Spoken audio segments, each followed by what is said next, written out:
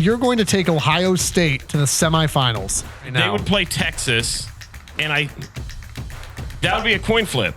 That would be a coin flip for me. I would go with Ohio State. Welcome back to the Rivalry Podcast. Jace, JP, Michigan, Ohio State, your garbage-free college football podcast focused on the Ohio State-Michigan college football rivalry. It's sports talk without the tangents from River Radio Ministries and presented by Elevated Integrity Construction. We are now in the postseason officially. The college football playoff starts this weekend. Well, Michigan is still in the postseason, my guy. But not the one that people care about. Until January 20th, we are still defending national champions. I will have you know. Let's break the ice with a little bit of a wheel route here. You can follow on social media at Rival Pod. Seems like a good time to shout out that JP is going to be at the Horseshoe on Saturday night. Negative temperatures, negative wind chill. Have a blast. Be sure to follow his coverage. I'm so glad we got this one. At Rival Pod. If you're not watching on YouTube, same handle. Did they get the Heisman right? I know your answer. You might not. Okay. Let's hear it. Yeah, they got it right. And here's the reality. I've been on the Ashton Genty train alongside you. I think either one of those guys, I wouldn't have been sad. Either one, like my wife Lindsay was asking me, like, hey, like, do you feel like, is that the guy when Travis Wunsch said, is that the guy that you were telling me you think probably would win? I said, yeah. And I told her, I said, he is just as deserving as Ashton Genty. Mm-hmm. I think Genty should have won it. So in that case, no, they got it wrong. But you can't tell me between Hunter and Genty, like either one of those is the right answer. The only way they get it wrong is if it would have been a Dylan Gabriel or a Cam Warren. The only way. And I don't think that was even, those guys knew they weren't winning it too. No. So yeah, they got it right. I thought Genty was more deserving of it, but I also am willing to say that I think the hype around Colorado, Coach Prime, Travis Hunter turned me off to wanting to see him win it. That's the first time a hater has ever admitted to being a hater. I'll admit that I'm being a hater, but I also think he deserves it. He feels really full of himself, and I don't enjoy watching it. I'm the opposite. I enjoy watching him play because he's incredibly talented. I don't enjoy listening to him talk about himself. Just straight up, I just don't enjoy it. See, and I love it. I know you do because we're so opposite in this way. I've been on the Colorado hype train, and I tried to get off it numerous times this year and pick against them. There were no stops available. And then they decided, no, you don't get this. I agree with you for everything you just said. I thought it's a little bit unfair when you've got a guy like Travis Hunter going up against a guy that's playing one position. But I think it speaks to the volume of what kind of athlete Travis Hunter really is.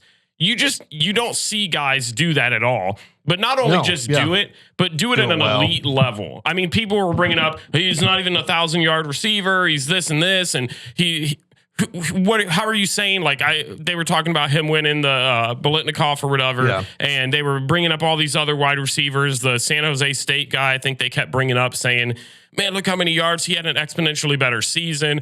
I would argue, and I think you could probably throw in a handful of other receivers that are probably better than him. Like I would say a Jeremiah Smith, I probably would take as a receiver over I'm him. not sure he deserved to win the Biletnikoff. Yeah, I don't think he deserved that per se. But when you have a guy like him that is elite, he's a dangerous weapon. He's a clear number one on the receiving end. And then on the opposite side is just as dang good. I just don't see how a guy like that doesn't get rewarded for it. There's between him and Genty, either one of those guys could very easily be named the best player in college football, which is obviously what the whole Heisman thing is about. And I think that's a draw where I'm not going to lose sleep over the fact that it was Hunter over Genty. Is what Travis Hunter does has not been done since at least Charles Woodson. Yeah, I was going to say Charles Woodson's the last one to win it. Even I was talking with my dad about this over the weekend. Charles Woodson would not play the number of offensive snaps that Travis Hunter's playing. Now, snaps in and of themselves don't make you the best player. No, I could play every single snap, and I'm telling you right now, you wouldn't. No one doesn't want. Nobody wants that. It's the efficiency, it's the talent. But at least since Woodson, like we've not seen anybody execute both sides of the ball that much at that level with that much success. It'll be so long until we see another Travis Hunter. And we will see another Ashton Jeanty. Sure. And I'm curious, what will that look like moving into the NFL? Because it's a different beast. And some of the NFL players saying, yeah, it's not college anymore. Like as difficult as that is to do what he's doing, it's a very different thing. But also like for as much as I don't love the ego, he's very confident in himself. He backs it up. He's very confident. He does back it up. And so if he wants to play both ways, I'm sure he's going to give it everything he's got to play both ways in the NFL. And that's why I want my Browns. That's why I want my Browns to draft him, because usually we screw up draft picks. You get 2 chances to screw this one up. So and even the Browns couldn't screw that one up. Don't you say that. They would. They absolutely could and will. Want to say real quick here before we jump into Ohio State's matchup with Tennessee. Now that we are in the postseason, a reminder that this is a small budget podcast, and so if you've subscribed, if you've been listening for the last 6 seasons, or you just found us in the last couple weeks, number one, thank you. That means a lot to us. Appreciate the subscribing. Appreciate you sharing. Appreciate you listening. If you'd like to support the podcast as well, either through getting yourself one of our brand new t-shirts this season, or you just want to throw a little bit of money our way to say, hey, keep doing what you're doing. There's a lot of potential here, particularly for Ohio State after the Tennessee game. What does it look like to go out and play Oregon? What is it? A semifinal game? There's travel expenses, there's hotels, there's flights, there's all that stuff. There's just marketing the podcast better. There's a lot of good that can be done. There's a lot of need here. So if that's something that interests you, you are needed. You've got the opportunity to do that. Rivalpod.com is the best place to do that. Rivalpod.com. We've got a little support tab up there. You can click on that, and we would really appreciate your support as we head here into the postseason. Is it Ohio State time? It's Ohio State time. And after I say all that, mostly your financial support is going to be going towards next season because Ohio State ain't getting through this game. Okay. Well, spicy take early. So do you want to give your final score first then? Because we all know you picked Ohio State to lose. Yeah, I'll give you my final score right off the bat. Yeah, I think it's 23-17 Tennessee. I've got 27 Ohio State, 24 Tennessee. So, I mean, here's the reality that you're going to see right off the bat here is that this is the Spider-Man meme. Like the teams are not in every case, but like there's a reason that these are the 8-9 and that it was talked about. Well, would you flip them? Would you not? Yeah, because these are 2 really, really similar football teams. The one thing I want to note before we get into it here is that I had to pin the Tennessee quarterback's pronunciation guide to the top of my notes. You won't be able to see it on camera. I'd show you. Iamaleava. And I have been practicing that fluid. Because I've been practicing it for days. In front of the mirror. For days. Nico Iamaleava. We'll get into him, but like I want you to go though. Like as the resident Buckeye, what are you looking at coming into this game? Because there's a handful of storylines that you could go with that are pretty evident, but I'm curious, what are you looking for and how do you feel about some of these basic things here? Yeah, what I'm looking for, I feel like is different than what I feel like I'm probably going to see. And that's what makes me a little bit worried. I'm still confident the Buckeyes can pull this out. But like you said, this is the Spider-Man meme. You're looking at both of these teams, both top 5 defenses, both have explosive offenses. I do think I would give the nod at quarterback to Will Howard, but I think an underrated piece that a lot of people are kind of skipping over in this matchup is running back Dylan Sampson. This dude is not getting talked about as a weapon. And to me, he's the most explosive person on the Tennessee offense. He's got about 1,500 yards on the ground, 22 touchdowns. The dude is a monster. He is top 10 in rushing yards. He is tied for 4th in the country with those 22 touchdowns. Yeah, I mean, the dude is just a stud, and he doesn't get talked about, at least in this matchup. Tennessee fans and people in the SEC are familiar with him. Folks that know, but every single time that people are talking about this matchup, it's the quarterback battle. To me, that's not where this game is going to be won. This game is going to be won in the trenches. That sounds like a cop-out answer, but I truly believe that's the case. You've got a stud defensive line in Tennessee. You've got a stitched together, continue to be stitched together Ohio State offensive line. They're even talking about shifting pieces around now, and we're talking about a playoff game. We're talking playoffs, not Thank practice. You for that. I wasn't going to interrupt you for that. But yeah, Padilla and Montgomery. Padilla? I don't know. And Montgomery, I'm a Michigan guy. I don't have to know. But Padilla and Montgomery being talked about as part of that reshuffled offensive line is not what you want at this stage of the season. Going into a game where yet again the team you're going to be playing has a super strong defensive line. But on the other side, Ohio State's got a really good defensive line and a really solid defense. The top defense in the nation. They allow just under 100 rushing yards a game. I think it's like 95 or 96.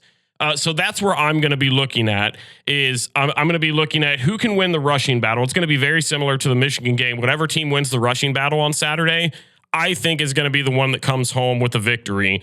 And in my mind, I think Ohio State's defense, they're not the reason Ohio State lost to Michigan. No. It was all offense. So to me, I'm confident that Ohio State's defense can continue to slow down this explosive Tennessee offense to give Ohio State a chance. I do think Will Howard's health was a little bit of a factor. Not that that's an excuse. I think play calling and all that boils down to the Michigan thing. You can listen to that whole podcast. There's like five different reasons why they lost that game. But I do think that impacted a portion of it. And so I think having this time off for him to fully get back to himself, be healthy. I hope, I don't want to say I think, I hope that this team comes out angry. If for all the talk that we hear all the time from Ryan Day, from the coaching staff, from everybody that's in leadership in that program about we're a tough team. We're going to come out there and we're going to play Ohio State football. We're going to show you who we are. All the talk that they're hearing after that Michigan loss, everybody calling them soft. Everybody, and I know how Ryan Day, and that's why I wanted to preface this by saying what I hope happens versus what I think will happen are two different things. I hope that it ticks you off. I hope that Ohio State, that Jack Sawyer, that JT Tuimoloau, that Lathan Ransom, I hope that Will Howard, Jeremiah Smith, I hope the running back duo, I hope Judkins and Travion heard all the noise from that Michigan game. I hope that offensive line heard about how they couldn't do anything. They're not going to be able to run the ball whatsoever. And I hope they pull out a Penn State performance and they come out there and establish the ground game. They open up the air a little bit, get some passing going around. The people that are talking about, well, bring the SEC down here and it's going to be cold. It's not going to matter. That is a non-factor to me. It's going to be a clear day from what I saw. Last I checked, real field temperatures are going to be in the teens, with wind gusts up to 23 miles an hour. It's going to come down to it's going to be worse than it was for the Michigan game. It's going to, which I didn't think was bad. I didn't think it was bad. But when you've got a coach saying, well, it was a tad windy out, that's instilling a lot of confidence. And that's the thing. I think, to me, I need to see an Ohio State inspired performance where you've got to know, and I don't care what the athletic director, I don't care what any of those guys say. Yeah. Ryan Day's coaching for his job on Saturday. If he wasn't against Michigan, you think the fan base is going to let this slide if they lose? Absolutely not. The players that have backed him all season long that said, we want to come out here and win this for Ryan Day. I don't fault the players really that much for the Michigan game. I'm looking at this coaching staff and I'm saying, how can you guys respond to that disgusting performance at the end of November? Yeah. How are you going to bounce back? And there's parts of me that look at the track record and I go, probably not great. and I look and I agree. And I go, you've read my portion of these notes. And I look at Ryan Day and I go, okay, if there's one similarity between every big game he has ever coached in, it is that there will come a pivotal moment in this game on Saturday where he needs to make the right decision and he will in fact make the wrong one. And you won't really know what it is until after the game when you can then pinpoint it and go, that was pretty dumb.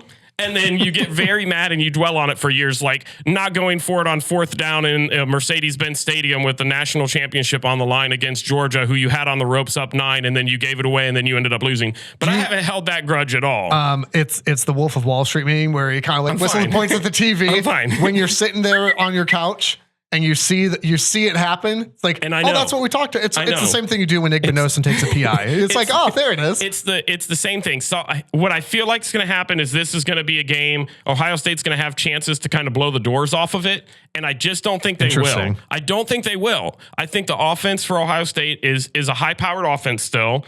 I think the defense is good enough to let them compete with anybody in the nation. But I just don't think they're going to. I think they're going to get it done ultimately, but I think it's going to be a nail biter. I think it's going to be uncomfortable. And I think you're going to walk away. You're going to be pumped because they're going to advance to go against Oregon. Everybody's going to get the rematch that I think they've been wanting all season long, that they wanted in the Big Ten championship games until Ohio State said, nah. I didn't want it. And so I think we'll get that matchup. but you're going to walk away with a lot to talk about. There's going to be a lot of things you're going to want to see fix, and I don't know if it's going to help the conversation for Ryan Day's job any further. Yeah, I mean, I think that's fair analysis. I mean, like, I'm going to obviously differ because I'm taking Tennessee here, but I mean, obviously, like, we've watched a ton of football over the years. We've watched a ton of Ohio State, a ton of Michigan this season, naturally, and I mean, in all the things you're talking about, like, you're spot on. I'm just going to take them to a different conclusion, right? So the battle in the trenches is going to be the big one. Like you said, hey, it's going to be a trench battle. A trench battle does not behoove Ohio State. Tennessee's strength is their defensive line. Ohio State's strength is not their offensive line. And I think when we're talking about guys getting shifted around and moved back in, number one, yeah, like, that is the right thing to do right now, because you can't trot back out whatever that was against Michigan. It's also a risk. And so it's kind of a catch-22 in that, from that perspective for Day and the coaching staff, because it's kind of darned if you do, darned if you don't at this point. It's just not a good spot to be in with Tennessee coming up, particularly the way they match up. And by the way, if you get through that, Oregon on the other side of that is also not a great matchup, because we saw what Oregon was able to do in beating Ohio State with a far better offensive line. And also Oregon did not have one of their star edge rushers in that game either. So like, that's getting down the line, but like, this is a big factor. The trench battle's big. The weather is probably overblown how much it may impact, but like, it is a thing though. That can be a thing. If it is bitterly cold and 25-mile-an-hour wind gusts, like, that then can become a factor where you do have to. The Michigan game was not that, by the way. No, but in that case, it impacts both teams. It's not Ohio State's going to be used to it, and for sure. Have you been out in a blizzard? It's cold for everybody, my guy. If in any way the weather forces a bit more ground game, that's not an advantage for Ohio State. That's an advantage for a team with Dylan Sampson on it, who, like we said, top 10, top 5 running back, depending on what stat you want to look at. I think on the flip side of that, Tennessee gives up, I think they've given up 24 sacks this season. So like, that's where Ohio State on that defensive line and those linebackers and stuff, that's where they can maybe wreak some havoc too. So it's true that it's going to depend on the trenches, but also at the same time, I look at it and go, okay, one of the reasons that I'm taking Tennessee here is Ohio State has struggled to run the football at various points throughout the year, in big moments throughout the year. The Michigan game is obviously the best example of it, and Tennessee's defensive line looks a lot like Michigan's. Maybe not as good, but it's still pretty solid. Ohio State has struggled to run the ball at various key points throughout the year, but their passing ability is really, really good when they decide that they want to utilize their NFL caliber wide receivers. For Tennessee, because again, I'm looking for like margins and X factors and whatever. For Tennessee, their running game is really, really good. Their passing game is a little bit hot and cold. When it's hot, it's hot. When it's cold, it's cold. But for me, I'm looking at it saying that I think Tennessee, especially you throw in a bit of a mobile quarterback in there where Iamaleava has a chance to maybe, if you kind of like what Dylan Gabriel did, you overcommit, he can screw his way out of the pocket and go. I feel like that gives them a wider range of weapons than Ohio State may have in this game. Where, Will Howard's got some running ability. He doesn't utilize it a ton. Nico probably uses it a little bit more. I think Tennessee's run game is astronomically better than Ohio State's. I think the passing game is a big advantage for Ohio State, but it's not that astronomical margin. So I feel like Tennessee has got themselves in a really good spot in this game. The other place I want to talk about too, and you mentioned this, is kind of that mental side of it, right? Where, there are times where people will talk, ESPN will toss stats out like, well, this coach is 3-5 against top 10 teams on Thursdays. And you go, this is not a real thing. After they've had a steak dinner, they're 2-3 versus a top 5 team on the beaches of Normandy. It's like, not a real thing. The mental block for Ryan Day is a real thing. Oh, for sure. And so that's going to be part of it, where we talked about this with the Michigan game. You mentioned, and by the way, I get what you're saying. I'm not even knocking that at all, where I want them to come out angry. I want them to come out furious and frustrated. What have they been doing in the Michigan game for 4 years? Particularly, what have they done? I'll even say the last couple of years, in 22, Brian Hartline gets up in Skull Session and talks about, they've been talking about our coach and what's done in the dark comes to the light and whatever. And you got blown out at home. Well, and you're seeing stuff. I know this was speculating a lot where the new athletic director was coming out and talking specifically about the game. And he said, we put too much emphasis on the game. That's the problem. Yeah, that's not the problem. And in my mind, I thought, you need to get out now. Like that might be the shortest run as AD I've ever seen in my life. I heard that was on 97.1 The Fan shout out here in Columbus. I heard that live. I was in Starbucks. I was in a Starbucks line. I heard. I went, what did he say? I didn't. That's like when Kyle McCord was like, it's just another game. No, it's not. It is not, my guy. No. It's just not. It's just not. And I didn't catch the final context. So you might have to fill this gap. I feel like what he was trying to say is that we've hyped it up so much that it's almost like a mental barrier in our players' heads, I still disagree with. I think that's what he was getting at was it was almost, and I'm going to take this from the Michigan spin, right? It sounded like we can't seem to figure this out, so we need to downplay it till we can get over that hump. Yeah, it's like a mental blockade that you're just like, we put too much pressure on ourselves by hyping it up too much. Which to me just reiterates the softness. It shows that you're not prepared for it, right? Like I just it was a bizarre comment. Yeah, I read that and immediately was disgusted. But like if we're talking about, and again, I understand what you're saying, but like if we're talking about, I get them to come out angry and be frustrated and all these things. 22, we heard all this talk. 23 was we're a tough team. We're going to do this. You know, the Connor Stallion stuff where it's like, oh, now's our chance to really show them why we lost the last couple of years. Nothing happened. 24, this season, just a few weeks ago, was the greatest opportunity Ohio State's had in a long time to really stick it to your rival, to get the monkey off the back, and you shanked it like a 30-yard field goal. Twice.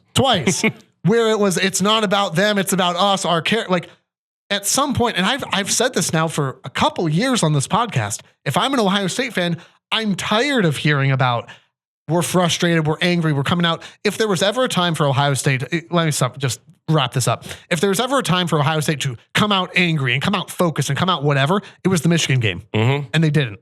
So there's no body of work that then tells me, yeah, we can now turn around a few weeks later against Tennessee and the frustration, the anger, the let's make it right is going to mean a lick of difference. No, I don't want to hear talk. I don't want to hear talk at all. And this is the difference between football programs for me. And I think it's show me. If I'm a Buckeye fan, show me all the things you keep talking about, because when push comes to shove, it doesn't happen. Well, and this is a rarity to find, and I think Oregon has found it in Dan Lanning.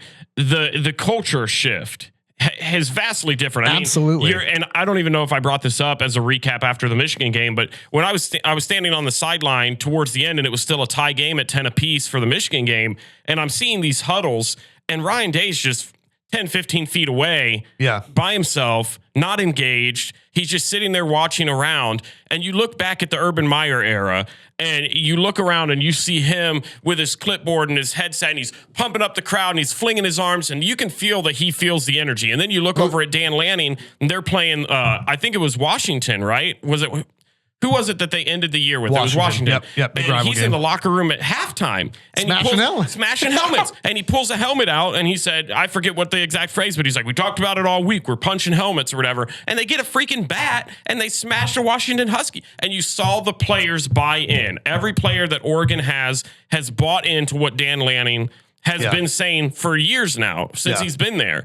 And he has built a culture. And I always talk about it with my wife. She doesn't care at all about football guys. You see it with the Detroit Lions and Dan Campbell. Yeah. Give me a group of guys that just know ball, that have the fire, the competitive drive. I don't care about these guys that are super smart, analytical. That's the whole problem with the Browns. This obviously isn't an NFL podcast, but you look at these guys that just don't seem to have that competitive fire. You need a kneecap biter. I need a kneecap biter. This just doesn't have the feel, the culture at Ohio State right now. And I think it can change. I think you have the players that want that. I think the Jack Sawyer has the fire inside of him and just needs redirected in the right way. Same thing with JTT. Same thing with Cody Simon. All those guys, I think, have that fire, because you can't be at the level that they're out at without it. Yeah. But the coaching staff has got to instill that. And so that's where, as a fan, I'm at the point, you said it perfectly. It's no more talk about it. It's let's be about it. Yeah. Yeah. Well, and this is not a unique take to me, but I think even going back to the 2021 Michigan Ohio State game, this might have been Patrick Barron, who's one of the Michigan beat photographers for MGO blog. I don't remember if it was him or not, but it was somebody on that beat had talked about, they had been asked, at what point in that 21 game where Michigan finally beat Ohio State, at what point did you know this felt different? And this individual said, whether it was Patrick or whoever, said when they were coming out of the tunnel for the second half and Ohio State was a little bit not down, like it was a very tight game, but like they were just a little bit more nonchalant or a little bit stiff perhaps. And Michigan was loose as heck. They were chirping a little bit in the tunnel. You could tell they were loose. They were coming down the tunnel, they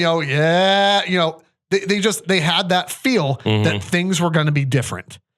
That was when, and even watching, I was at that game as a fan, watching with my younger brother, and he and I had even remarked that in the game in the second half when, and I don't remember who it was at this point, I'm blanking, it doesn't really matter. One of the players had grabbed, Roman Wilson's helmet and kind of ripped it off. They were kind of tussling in the end zone. Yeah, Brown. Was it Brown? Who then later got hurled like a fool, by the way, by Hassan Haskins. But when he got Roman's helmet off there, and it kind of ensued this whole fracas and all this other stuff, that's when we knew, oh, we're in their heads. You could start to see the cracks starting to form a little bit, and those have not been put back together. And again, it's different team, it's different roster, but you get the picture that I'm trying to paint here of that mental fortitude. So as we come into to bring it back to Tennessee, as you come into the Tennessee game, yeah, sometimes mental stuff can get overplayed. I don't think it's being overplayed here. I think this is absolutely a factor in this game. So you've got Ohio State, who for the 13 weeks or whatever has started slow. Not every game, but many games. Nebraska, Penn State, Michigan immediately come to mind, right? Even Oregon, not really. No, Oregon I mean, they was had a little some bit key different. mistakes in that early beginning, but they've in Marshall, Indiana for that matter. So a lot of the last month for Ohio State has started slow, and somebody had remarked on social, well, I'll be concerned when it becomes a pattern. Well, it's been a pattern for the last month. Does every game count? So if you're Ohio State, I'm very curious to watch what happens if you don't start fast. If you're not, if you're up 14-0 in the first 10 minutes of this game, I'm feeling pretty good if I'm Ohio State because I've got them on the ropes. I've got the confidence. What happens if that doesn't happen? Somebody had asked this in the presser a couple weeks ago and I mentioned this in my blog, rivalpod.com, where they had said, basically that same question of what happens if you encounter that same frustration you had in the Michigan game against Tennessee. And he gave a very coach speak answer that didn't instill a ton of confidence. And that's where a lot of this is going to come back to coaching, because Ryan Day being asked, and I get like, what do you want him to say? Right. Yeah. Asking Ryan Day, do you expect to be like, are you the guy? Are you confident in yourself? Are you the guy next year? And him going, yes, was said with the same level of certainty. Like when I asked my 2-year-old, hey, are you stinky? And he says, no, but he won't make eye contact. My nose is telling me something different, my guy. Yeah. To me, and I know you're going to hate this analogy but to me, this feels very similar to the Jim Harbaugh situation at Michigan before everything changed. A lot of Michigan fans, including you, I believe, were right there where you were like, yeah, if he doesn't turn the page here, he's got to go. And I think that's where I'm at with Ryan Day now, is I look at his resume and I go, yeah, I don't care if you don't lose to other Big Ten teams. I don't care what that record is, because you lose the games that you're supposed to, and especially in the 12-team playoffs now, where if you dropped a game to a Nebraska, it doesn't necessarily kill your season. Yeah. I want to know how you compete and how we look when it comes to the big games that are must-wins. And he hasn't looked great. And so to me, I think before the season, I was, okay, this is his prove-it season. I got to see it. Now I'm at the line where I go, if they bring him back next year, let's say he loses to Tennessee. Yeah. They bring him back next year. If we don't go out there and this is a vastly different mentality from him, from the coaching staff, from the players, you've got to move on, because now it's going to start to bleed in almost like a disease in that program. You're going to have a culture shift where you're going to have players that aren't going to want to come there because the name of Ohio State doesn't mean as much now, because why would I want to come there? You guys aren't really competitors for a national championship. You're going to start losing recruits. You're going to have people that are going to go to the NIL. You're going to have coaches like you already saw in the recent weeks, Brian Hartline being interviewed, ultimately not being chosen, but being interviewed for West Virginia's head coaching job. They decided for whatever reason to go with Rich Rodriguez, as if they hadn't already seen that before. Yeah. He was good there, though. How many years ago? When a long time ago. Yeah. And then Michigan got him. When Pat White was their quarterback. And if you don't know, you know. Then, and so you're looking at this and you're going, those guys are going to start to get, it's only a matter of time before Hartline gets a coaching opportunity. Yeah. And this was the first you saw of it. And if things don't change, if the mentality of the Ohio State culture, if you don't start going back and being competitive, winning against Michigan, being competitive in the playoffs, it's going to hurt the program for years to come. Well, and so you got to weed the disease out early. And I hope that it's similar to what happened with Jim Harbaugh, where people were right at that edge and then it shifted and look what happened. I think you had mentioned, and I know where your heart's at. I don't even think that we're talking about next year. I think you're there now, right? Like I think you're there now. Like, I am. Like you're saying, like the collective whole. I am. Yeah. I am there now. Yeah, because I don't know how you couldn't be. Because like we said last episode, if you don't beat Michigan, you don't win the Big Ten championship, you don't win a natty. What am I paying you for? 100%. And Owen, I mean, you haven't done any of those things in 21, 22, 23. This isn't 24 is. It's looking dicey. This isn't Syracuse where you take a mid Kyle McCord and you go out there and say, that is top 10 Heisman candidate. There is not a soul. There are so many other guys. Don't even get me started on that. But this isn't a Syracuse where you go 9-3 and you celebrate like it was the national championship and start yapping. That's not the standard at Ohio State. This year was an unacceptable year so far. Even if you win a national championship, people are still going to talk about the end of November. And they're going to talk about Ryan Day's mentality, depending on what these games look like. Yeah. Regardless of a national championship, that conversation doesn't ultimately die. People are still going into next year. The pressure for you beating Michigan is going to be the same, if not even significantly worse. Yeah. Well, and that's the interesting thing too, is like, does, going into next year, like and I think you're exactly right. And if you're listening into this podcast as a like non-Ohio State, non-Michigan, you're just a college football fan. That sounds insane. Oh, you could win a national title and still be on the hot seat? Absolutely, you could.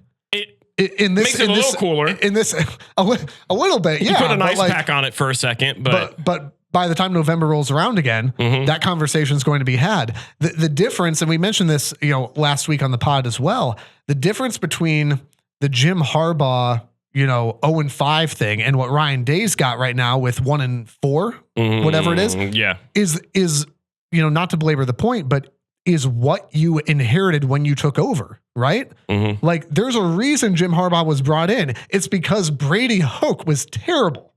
Because in that, in the Rich Rod and Brady Hoke era, Michigan went, and I don't even remember the year now, but Michigan went 3-9 at one point, I think under Rich Rod. That was kind of the end of him.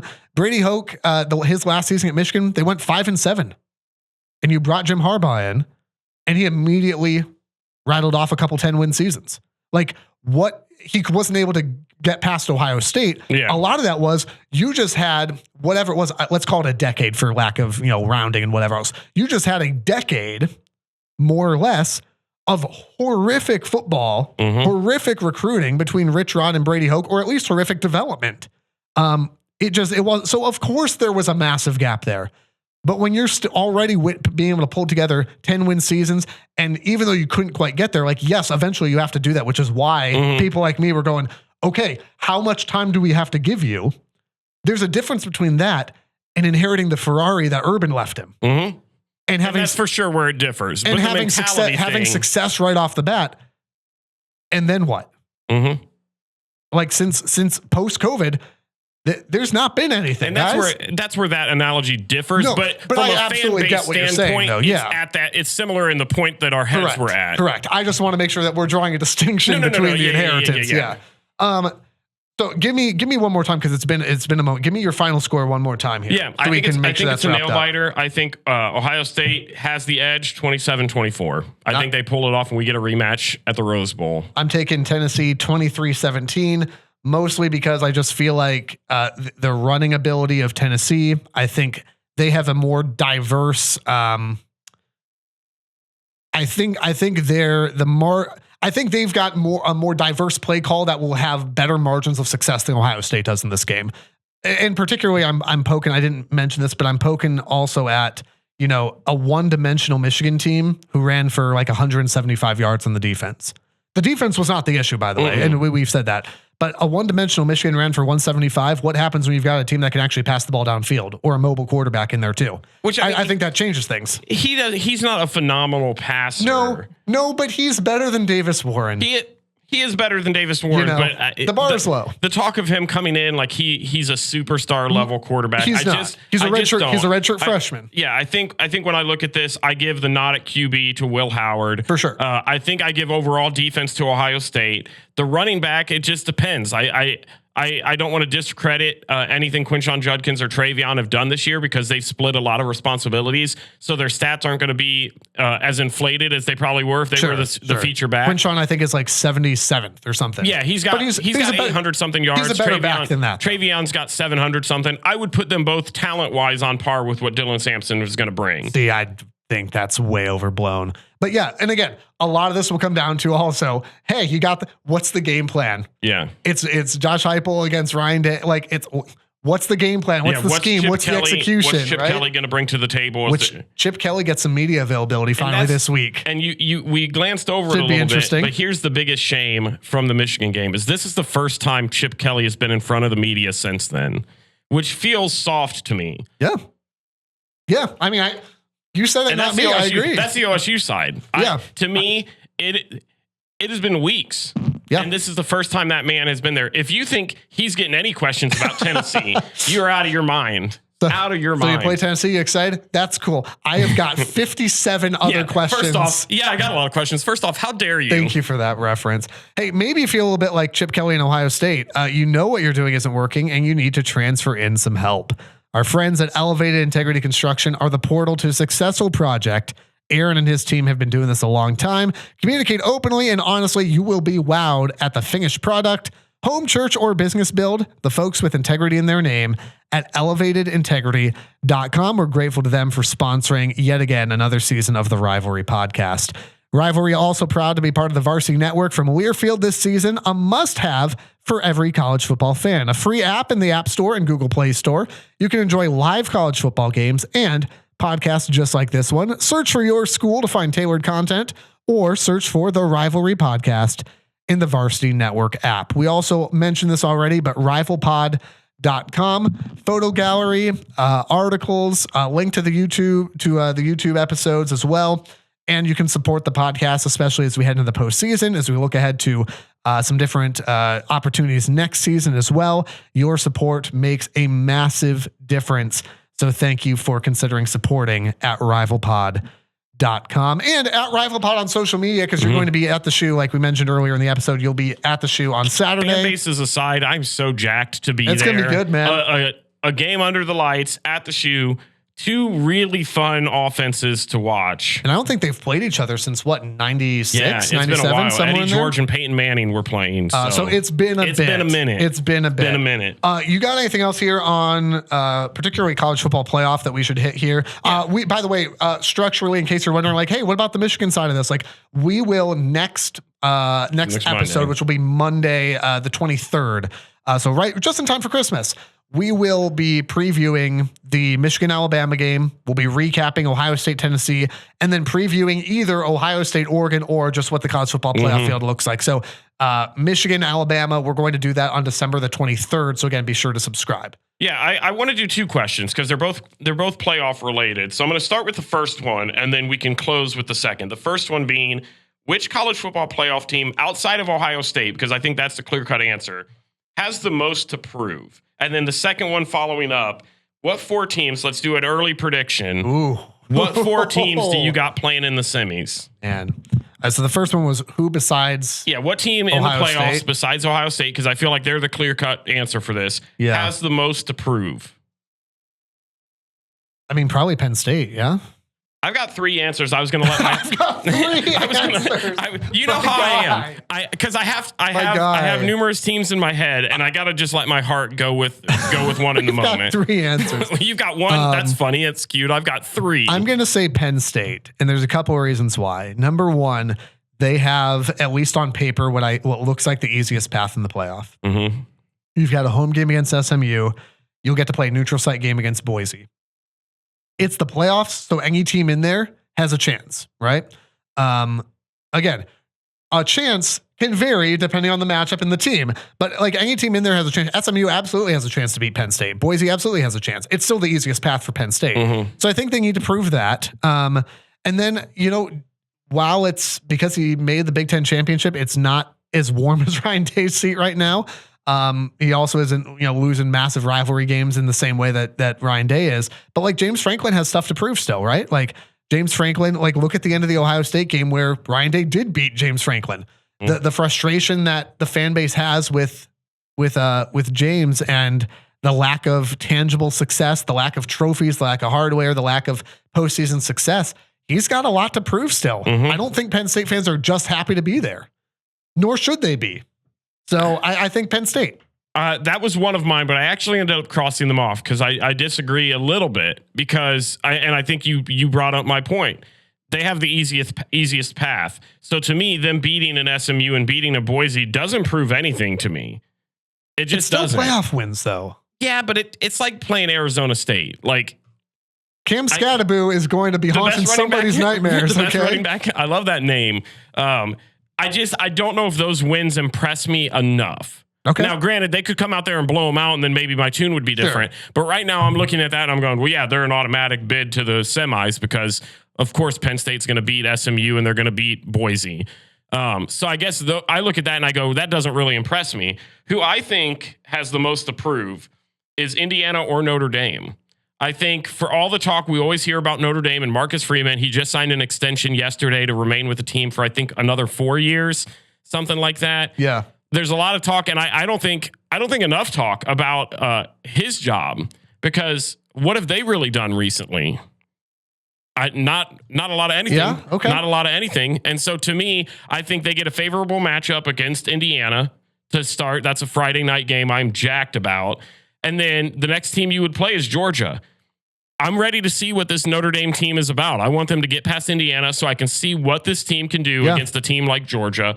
And on the other side, I think Indiana's in the same boat. You look at them and you go, okay, you played one team all year and you got boat raced by them. Yeah. There's a lot of talk, mostly from me, about do you even belong to be in the playoffs? And I would say from an eye test, no. You played one team that was worth anything and they smoked you. And so I look at this and I go, okay, get past the Notre Dame. That would be a quality win, whether I think Notre Dame is a legit team or not. Notre Dame is playing real good football right now, though. And while I don't think either of these teams are on a level of a Texas or anything like that, I kind of view them the same, where I go, what have you really done? Your record's great, sure, but what have you really done? Man. But if Indiana or Notre Dame, whoever wins that game goes on and they play Georgia, that's what I'm going to be curious to see, because in my mind, it's going to look a lot like Georgia TCU from years ago. Not that bad in the national championship where they got destroyed. Really? I don't think it's going to be that bad. I think that was a rare occurrence. Do you think Georgia will smoke Notre Dame if they got through Indiana? I think it would be clear double digits. That's what you're saying. I think it would be clear double digits. I think 17 plus, I would feel confident. Holy cow. Well, even with Gunnar Stockton at the helm. Now seems like a good time to go ahead and give you my semifinal picks. If you have Notre Dame, we're done. This is the last episode. Promise? Yes, pinky. First team in, Notre Dame. Gross. I've got a Penn State Notre Dame matchup in the semis. I'd be very interested in that. And I'll tell you right now, I've got Notre Dame winning it. Spicy. So I've got Notre Dame, Penn State, and I have Notre Dame winning that game as of right now. And then I've got Oregon and Texas.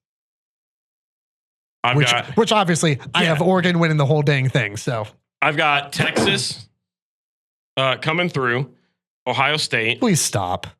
Penn State, Georgia. We have done 45 minutes of this podcast talking about the mental block for Ryan Day, and you're going to take Ohio State to the semifinals. Do you take them further?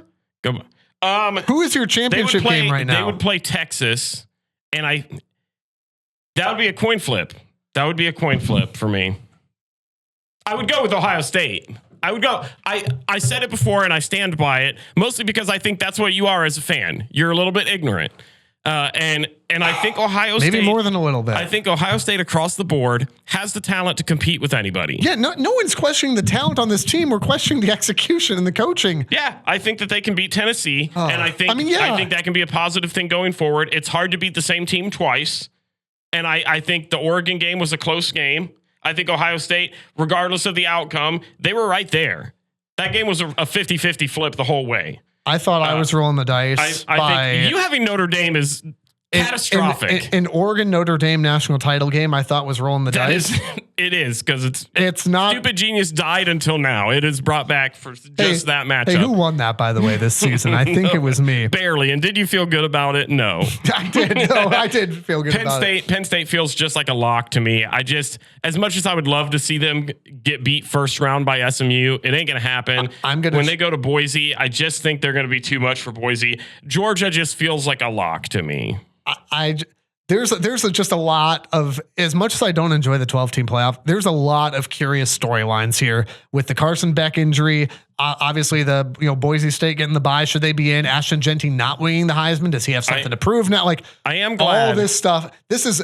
This is what we live for as far as football goes, right? The best thing in the world. Your football life is focused on this right here. Looking at this weekend, I'm so glad with how they scheduled the games because obviously I'll be on the field for Saturday. It's a blessing. But Friday, you get the matchup that I'm most excited to watch outside of Ohio State and Tennessee with Notre Dame, Indiana. I'm ready for that. Then Saturday at noon, isn't that the SMU and Penn State? It is. I'll leave right a little bit before that game is over. I'll make it to the shoe. See Ohio State play Tennessee at night. And the only game that I'm really missing is Texas-Clemson, which I don't think is going to be that good of a game. I think people are, I took Texas in that game, obviously, but I think people are underestimating Clemson. I really do. I think Clemson's, we talked last week about the team that is most likely to pull off an upset.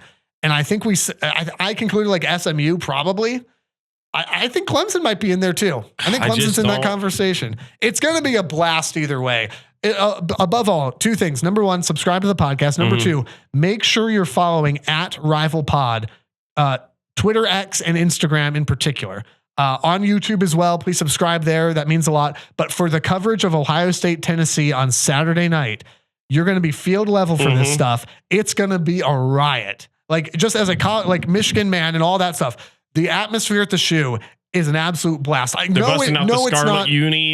not the toughest environment in football. No, it's not all this other stuff. It's a great college football environment still. It's going to be a blast. It's going to be freezing. I hope you bought some hand warmers. I have some gloves that are in my Amazon cart as we speak. You had the Amazon cart. You had the Amazon Prime gloves. You live in Ohio, my guy. Doesn't matter. It sounds like you're as prepared as Ryan Day is going to be. I stay inside when it's winter. So does Ohio State. So good luck to everybody. Hey, again, next Monday, recap of Ohio State, Tennessee, Michigan, Alabama preview, as well as a preview of the next rounds of the college football playoff. Thanks for subscribing. Thanks for listening. This is The Rivalry. The Rivalry is a production of River Radio Ministries. Want live updates from the show? Follow us on Twitter and Instagram @RivalPod. To learn how to support the show, shop our merch, and read our blogs, visit rivalpod.com. Make sure to follow us wherever you're listening now. And if you like what you're hearing, tell a friend so they can listen too.